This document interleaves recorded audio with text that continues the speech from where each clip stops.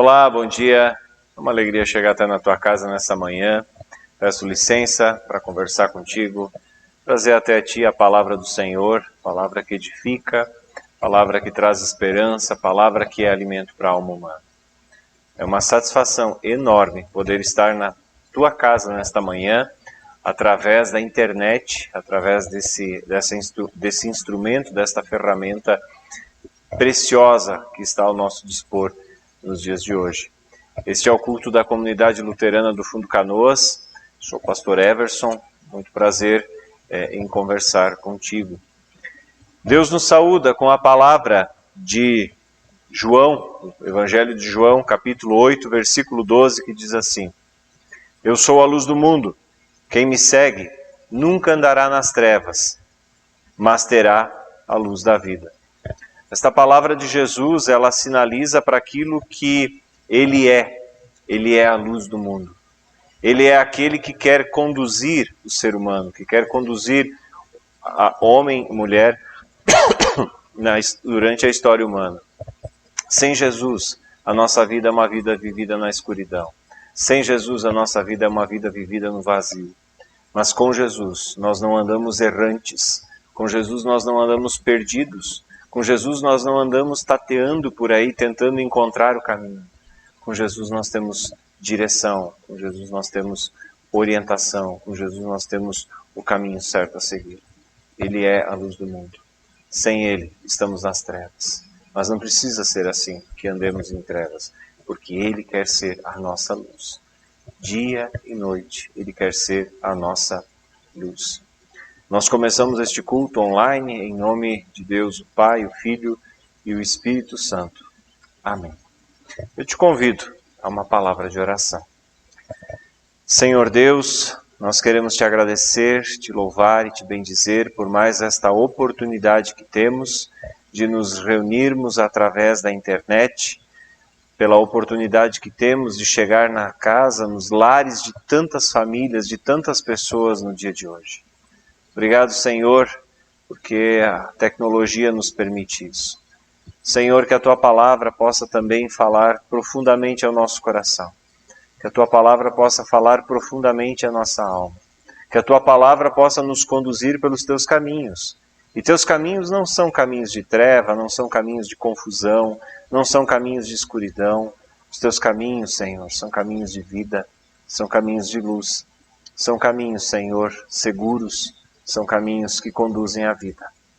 Senhor Deus, nós nos achegamos a Ti neste momento, certos de que também precisamos reconhecer todos os nossos pecados.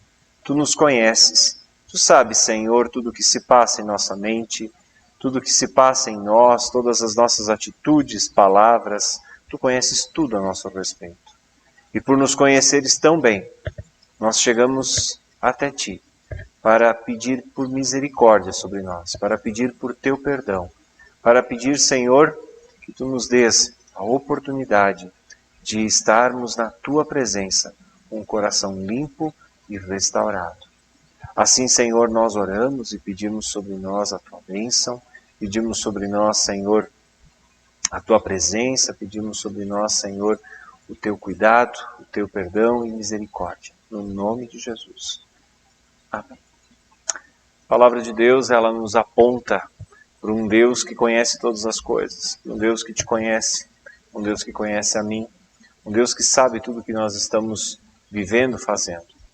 Por isso Ele sabe que somos pecadores e por isso também a Sua palavra que aponta o dedo para o nosso pecado é a mesma palavra que aponta o dedo para o perdão. E por isso, em nome de Jesus, eu quero te dizer que se tu orou com sinceridade no teu coração, os teus pecados estão perdoados.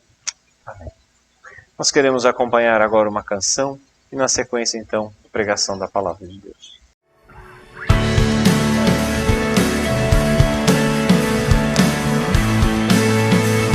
É noite de festa. Se for o caso, arraste do seu sofá aí para cantar com muita liberdade, para se expressar diante do Senhor nesse dia, com gratidão e alegria. Nada nos separará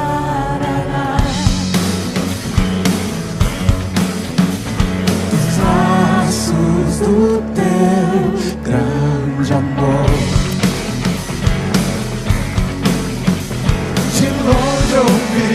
o amor que chama, paixão profunda, bondade e graça se derramando.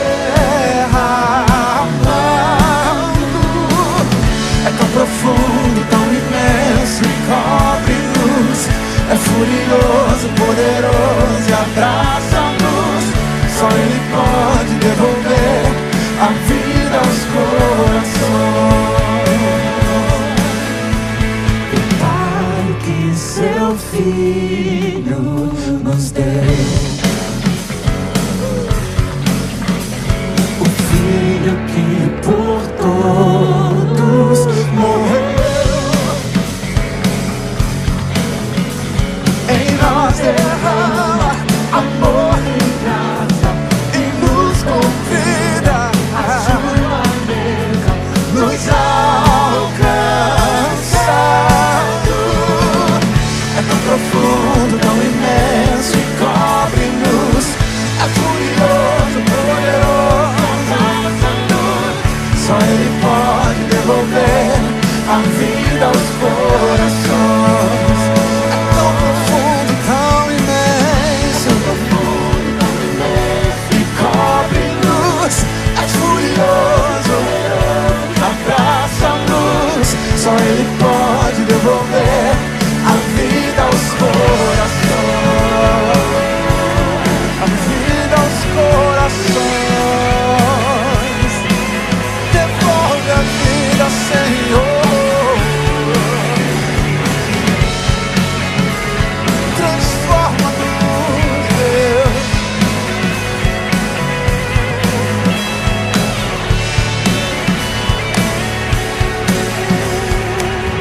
É tão profundo, tão imenso e cobre-nos, é furioso, poderoso, abraça-nos. Só Ele pode devolver a vida aos corações. Devolve a vida nesse dia, Senhor. É tão profundo, tão imenso e cobre. O encerramento desta campanha pode ser o início de algo lindo que Deus já está fazendo na tua vida. Só Ele pode devolver a vida aos corações. É tão profundo, cobre-nos, é furioso, poderoso e abraça-nos.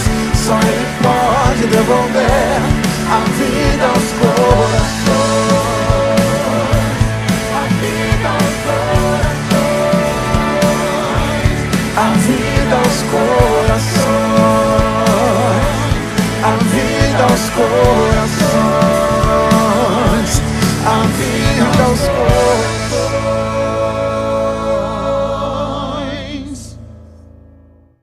Que a graça e a paz do nosso Senhor Jesus Cristo, o amor do Pai e a comunhão do Espírito Santo de Deus esteja com cada um de nós, agora e sempre.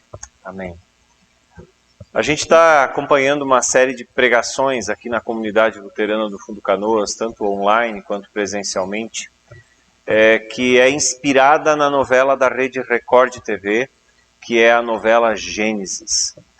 E eu particularmente acho que uma novela como Gênesis, no contexto em que nós vivemos, é uma novela que se propõe a ser corajosa, porque falar em um Criador, num mundo altamente científico como o que nós vivemos, beira ao ridículo. Mas temos que ser sinceros e dizer que a vida humana é muito complexa para ser fruto do acaso. A vida humana é muito complexa para ser fruto do nada. Precisa haver um Criador. Esse mundo em que vivemos, ele é muito complexo para ser fruto do acaso. Precisa ter um Criador. E nesse sentido, a novela Gênesis propõe-se a ser, para dentro dessa nossa cultura, uma tentativa de trazer esse diálogo à baila, mas também, acima de tudo, nos apresentar uma teoria, melhor dizendo, uma ideia ou uma certeza, uma convicção de fé que suficientemente responde às angústias e às perguntas do ser humano. A novela Gênesis propõe-se a isso. Mas a novela Gênesis ela só é importante nesse nosso contexto, porque ela está inspirada num livro que é mais importante que a novela, que é o livro bíblico de Gênesis. Se tu não leu Gênesis ainda, eu queria te estimular a ler Gênesis. Eu quero te estimular a pegar a tua Bíblia, pode ser no smartphone, pode ser na própria internet ou a Bíblia em papel, pegar a Bíblia e ler o livro de Gênesis.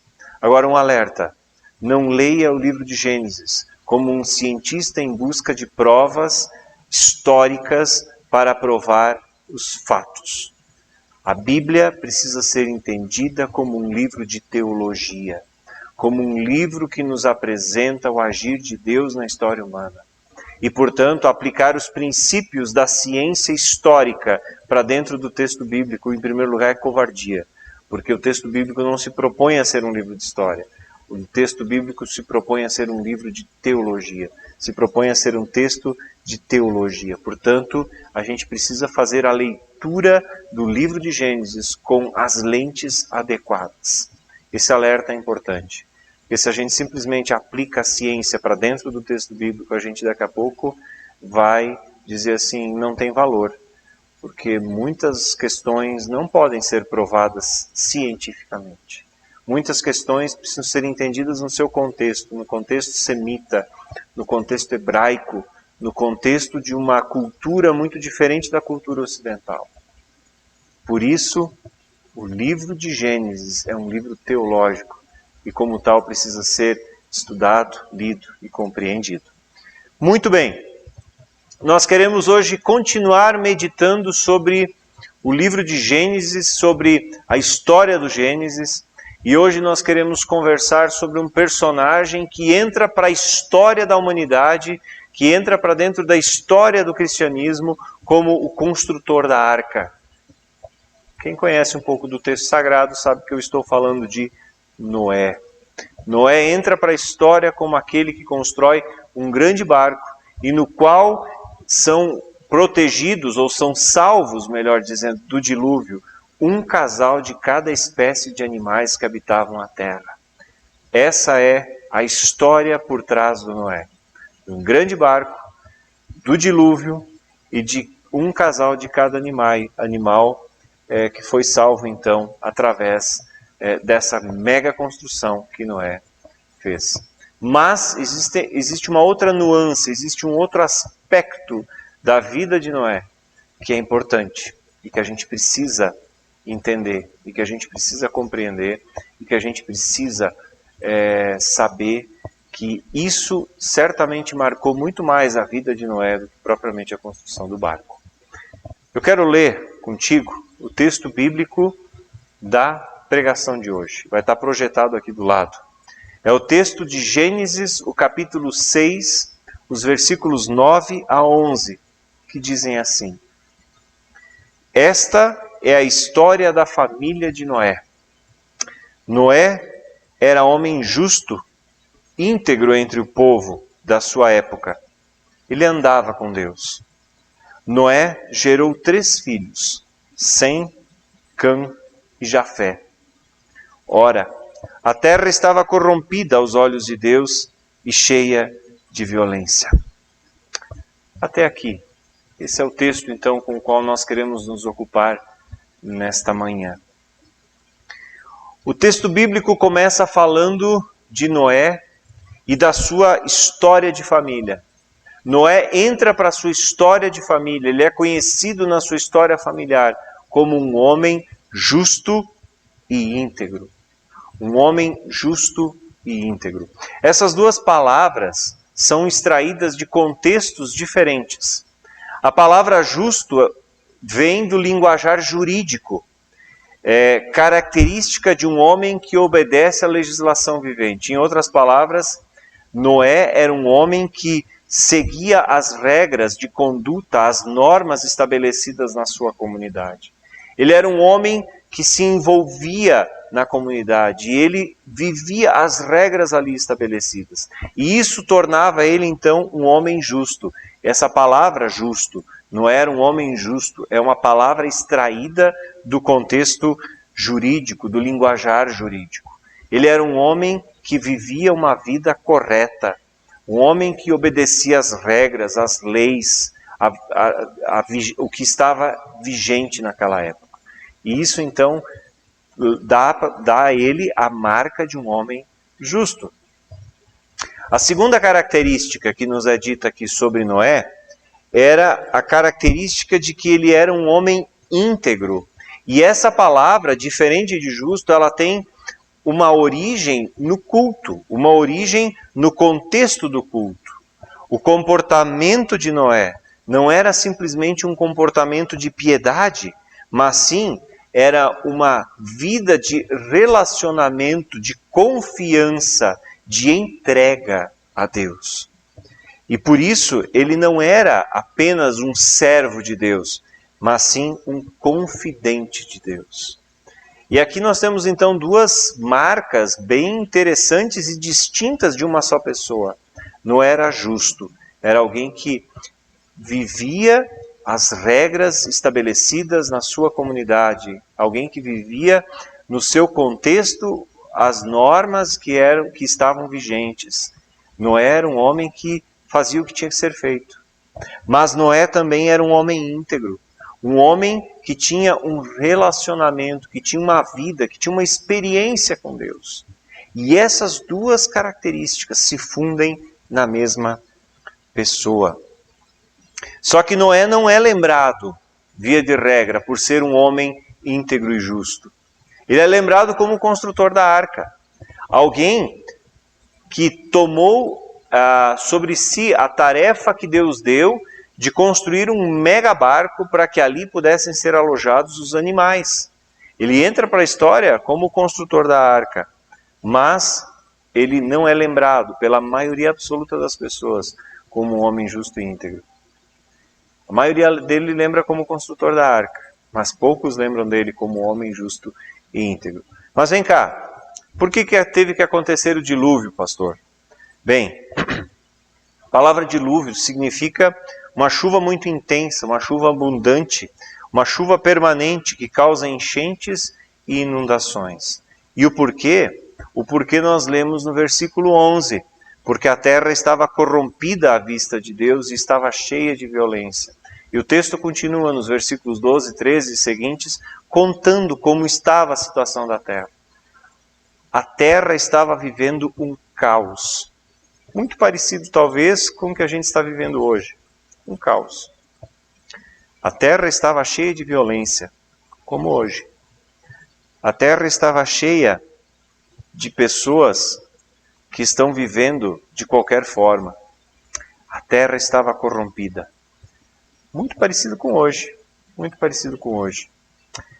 E Deus, então, naquela vez, no tempo de Noé, decide, então, dar um jeito nisso e recomeçar a sua história com a humanidade a partir da família, então, de Noé e dos seus 3 filhos e todos os demais parentes da família dele.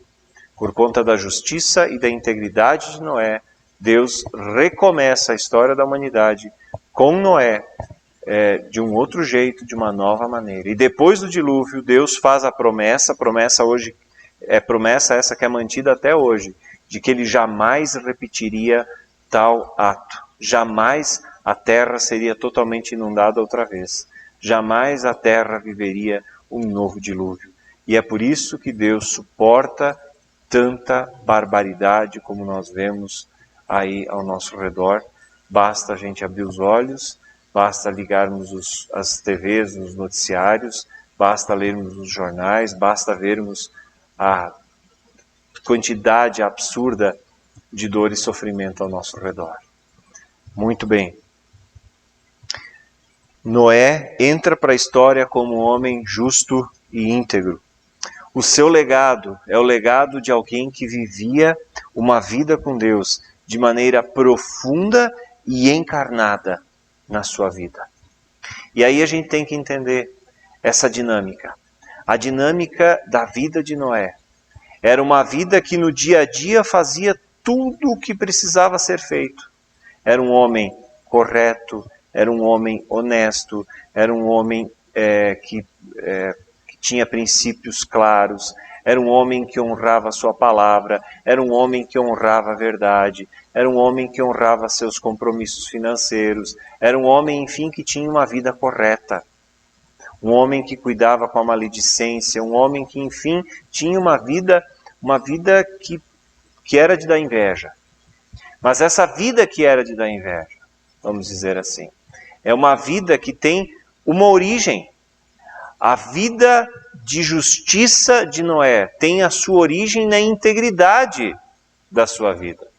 A integridade de Noé está baseada num relacionamento profundo, íntimo, sincero e entrelaçado com Deus. E isso faz de Noé a diferença. Ser justo sem ser íntegro é viver uma religiosidade. Ser íntegro sem ser justo é viver a hipocrisia. Ser íntegro sem ser justo é viver a hipocrisia. Ser justo sem ser íntegro é viver religiosidade. Deixa eu explicar isso um pouquinho melhor. Se Noé ficasse lembrado nas páginas da Sagrada Escritura apenas como homem justo e não como homem íntegro também, talvez ele fosse um bom religioso. O religioso é um bom exemplo de alguém justo. Ele faz o que tem que ser feito. Ele cuida para que todos estejam bem, ele se dedica ao próximo, ele é bondoso, ele é honesto, mas ele faz isso não porque ele ama Jesus, mas ele faz isso porque isso foi ensinado a ele. Está entendendo? A gente tem que entender a sutileza que existe entre a religiosidade e uma vida íntegra na presença de Deus. Se Noé apenas fosse lembrado como um homem justo, a gente poderia dizer assim, ele era um bom religioso. Porque a religiosidade me ensina que eu não devo tomar nada do outro, que eu não devo passar a perna no outro, que eu não devo desejar o que é do outro. A religiosidade me ensina isso. A religiosidade me ensina que eu não devo mentir. A religiosidade me ensina que eu devo preservar a vida do outro. Agora, uma vida com Deus vai fazer tudo isso ganhar uma nova face, um novo caráter. Por quê? Porque Jesus me ama e porque eu amo a Jesus. Então, eu não passo a perna em ninguém. Porque Jesus me ama e eu amo a Jesus, então eu vou honrar a minha palavra. Porque Jesus me ama e eu amo a Jesus, então eu não vou trair meu cônjuge. Porque Jesus me ama e eu amo a Jesus, eu vou fazer aquilo que faz meu Deus feliz. Tu está me entendendo? Tu está entendendo a profundidade da vida de Noé? Tu está entendendo que somente ser bonzinho não é suficiente? Tu está me entendendo que apenas fazer o que é certo não é suficiente? É preciso mais. A vida de um cristão, ela é profundamente marcada por essas duas características. Fazer o que é certo e fazer o que é certo porque é isso que Jesus deseja que eu faça e porque eu vivo com Jesus, então eu sei o que é o certo a fazer. É aquilo que nós, já há muito tempo aprendemos, desde o tempo do ensino confirmatório, desde o tempo do culto infantil, que é um L. É eu e Deus, e na sequência, eu e Deus, o que eu aprendo de Deus, se torna vida, se torna relacionamento com as outras pessoas.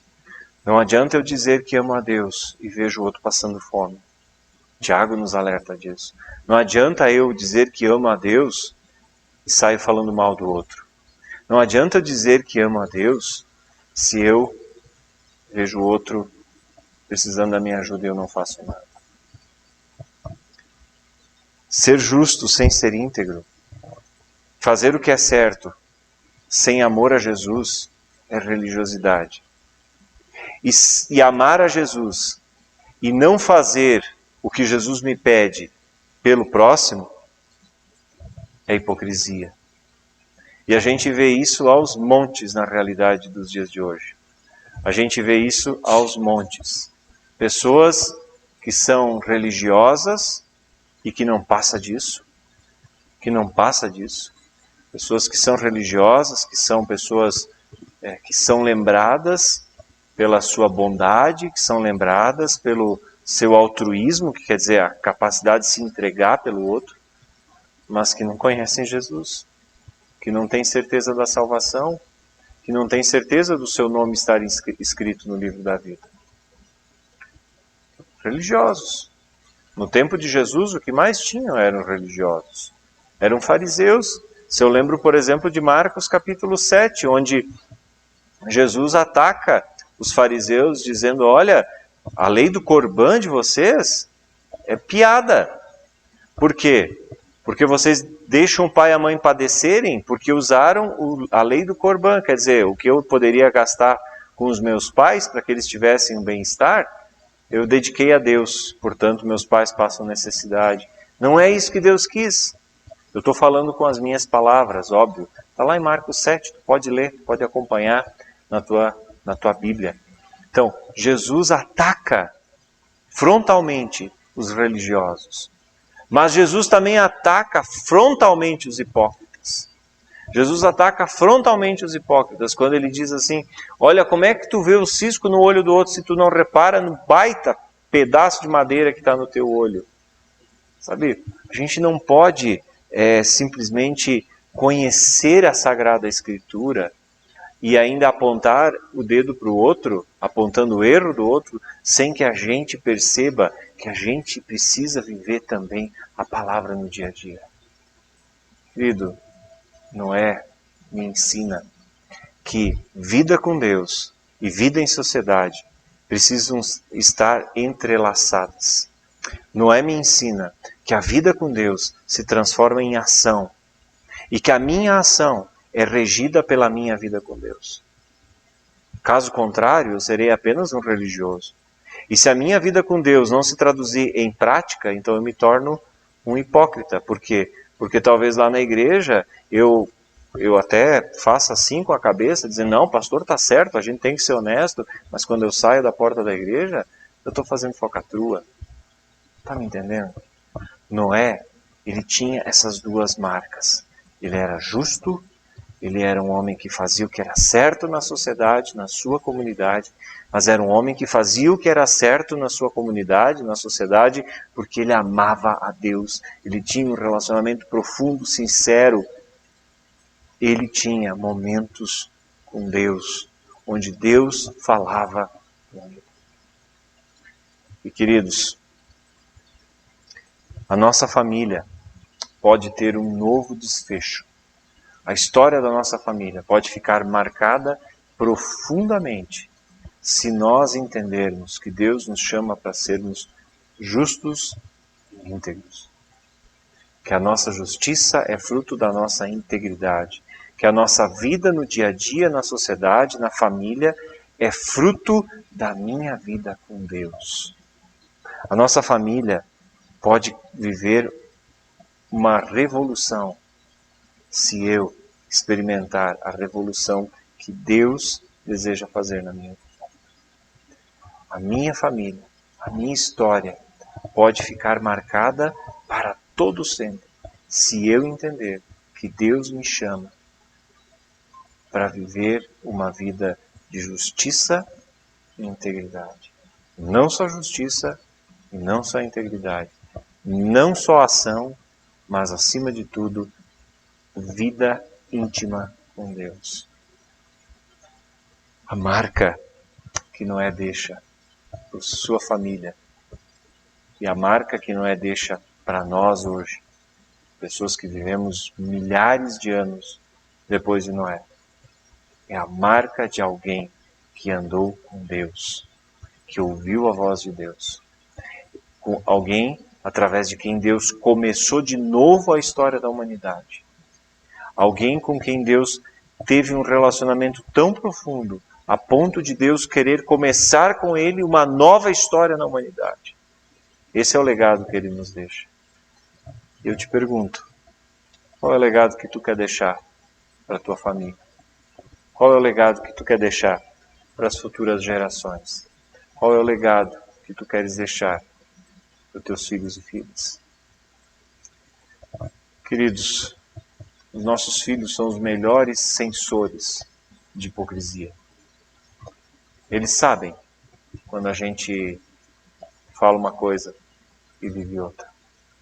Eles sabem também quando a gente faz as coisas, mas não tem vida com Deus. Quando as duas coisas não se encontram. Agora, nossos filhos, eles também têm sensores para perceber que a vida do pai e da mãe, vivida aos pés do Senhor Jesus, se transforma na motivação para o agir deles no dia a dia. Isso é muito profundo, queridos. Isso é muito profundo.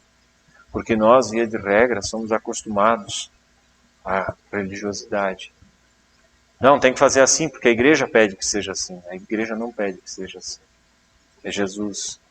E Jesus pede que seja assim porque Ele quer que tu sejas sal e luz no mundo. Porque Ele quer abençoar outras vidas através de ti. E porque Ele sabe que isso é o melhor para ti. Está me entendendo? Nem religiosidade, nem hipocrisia, mas autenticidade e profundidade de relacionamento com Deus. É isso que Ele deseja. É isso que Ele deseja. Como é que está isso na tua vida? Como é que está isso na tua história? Tu vai ser lembrado como alguém que era justo e íntegro? Alguém que vivia aquilo que vivia com Deus? Aquilo que vivia na sociedade era reflexo da sua vida com Deus? O meu desejo, querido, é que sim.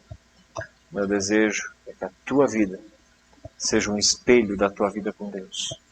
Que lá no teu trabalho, que lá na tua escola, que lá na tua vizinhança, as pessoas vejam alguém como Noé, íntegro, justo, alguém que andava com Deus, alguém que vivia com Deus, alguém que não só tinha um discurso vazio, mas alguém que tinha discurso associado a uma vida que complementava aquele discurso e que no todo transparece o amor por Jesus. Qual é o legado que tu queres deixar para as próximas gerações? Gênesis, sobre os começos e recomeços de Deus. Deus recomeçou a história com a humanidade através de um homem justo e íntegro. Deus quer recomeçar a história da tua família através de ti. Se tu deixares Deus te tornar um homem íntegro, uma mulher íntegra e justa. Um homem íntegro e justo. Deus quer mudar a tua história. Deus quer mudar a tua história. Deus quer fazer de nós pessoas como Noé, que sabem que estão agindo por amor a Deus. Deus te abençoe, que Deus te guarde, que essa palavra toque na tua alma e continue tocando na tua alma. Que o nosso agir não seja um agir por religiosidade, porque nos foi ensinado, porque o padre, porque o pastor, porque foi falado que tem que ser assim. Que o nosso agir seja consequência do nosso amor por Deus. Deus te abençoe. E que tu descubras um relacionamento profundo, verdadeiro, sincero, autêntico, maravilhoso com o Criador. E tu vais perceber que se tu descobrires isso, tua vida vai ser diferente. E a tua família vai ter um recomeço para todo sempre. Serás lembrado como um homem, como uma mulher íntegra e justa. Deus abençoe, que Deus guarde a tua vida, que Deus guarde a tua história. Amém. Te convido a uma palavra de oração. Senhor, ajuda-nos a sermos íntegros e justos, e que a vida de Noé possa nos ajudar a entender e compreender qual é o teu chamado para nós. Qual é o teu chamado para nós enquanto pessoas, enquanto moradores desta cidade, deste país, mas também, Senhor, a entender que sem Ti nós seremos apenas religiosos. Sem Ti nós não poderemos ser alguém que vive de fato a Tua palavra com autenticidade. Senhor, livra-nos de sermos hipócritas também. Livra-nos de sermos, Senhor, pessoas que falam uma coisa e vivem outra. Ajuda-nos a viver na intensidade, na profundidade, a espiritualidade que Noé tinha. Que nós possamos também ser lembrados como pessoas que andavam com Deus. Ajuda-nos, Senhor, e abençoa-nos. Que a bênção de Deus, o Todo-Poderoso, Pai, Filho e Espírito Santo, esteja contigo e te acompanhe por onde quer que tu fores. Que o Senhor esteja contigo, que o Senhor estenda a sua mão sobre ti, que o Senhor faça de ti como fez com Noé. Um homem que andava com Deus, uma mulher que andava com Deus. Amém. Te convido a nos acompanhar na semana que vem, quando então nós queremos dar continuidade à nossa série Gênesis sobre os começos e recomeços de Deus. Um forte abraço, Deus abençoe e guarde a tua vida. Até. Tchau, tchau.